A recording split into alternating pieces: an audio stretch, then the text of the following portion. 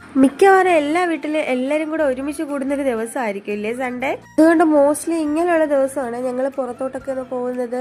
ഞാനിവിടെ ബാംഗ്ലൂർ IT ഫീൽഡിൽ work from home ആണ് കേട്ടോ ചെയ്യുന്നത്. എനിക്ക് മൺഡേ ടു ഫ്രൈഡേ ജോലിയുണ്ട്, ചേട്ടന് മൺഡേ ടു സാറ്റർഡേയും ജോലിയുണ്ട്.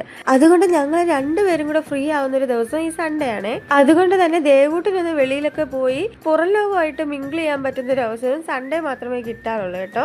നമ്മൾ ഇന്നീ പോകുന്നത് യശ്വന്തപൂരിലോട്ടാണ്.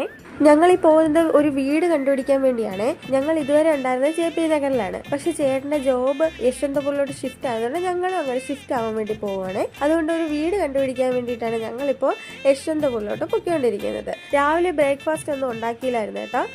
മോസ്റ്റ്ലി ഞാൻ സൺഡേ ഞാൻ അങ്ങനെ കുക്ക് ചെയ്യാറില്ല, എനിക്ക് മടിയാണ്.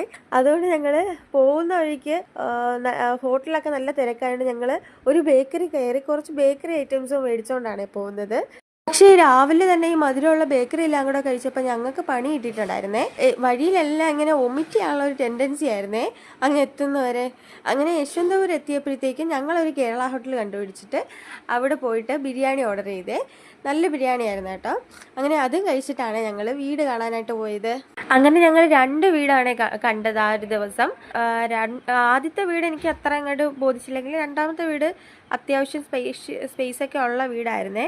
പക്ഷെ ഞങ്ങൾ ഇത് രണ്ടും സെലക്ട് ചെയ്തില്ല. ഇതിന് മുന്നേ നമ്മളൊരു വീട് സെലക്ട് ചെയ്ത് വെച്ചിട്ടുണ്ടായിരുന്നു, അതാണ് ഞങ്ങൾ സെലക്ട് ചെയ്തത്. അപ്പോൾ വേഗം തന്നെ അങ്ങോട്ട് താമസം മാറിയിട്ട് ആ വീടും കാണിച്ചു തരാം കേട്ടോ. അങ്ങനെ വീടൊക്കെ കണ്ടു കഴിഞ്ഞ ശേഷം ഞങ്ങൾ അവിടെ നിന്ന് നേരെ ഓറിയൻ മാളിലോട്ടാണ് പോയത്. അത് ഞാൻ അടുത്ത വീഡിയോയിൽ കാണിച്ചു തരാമേ. അത്രേ ഉള്ളൂ. ഇഷ്ടപ്പെട്ട സബ്സ്ക്രൈബ് ചെയ്യണേ. ബൈ.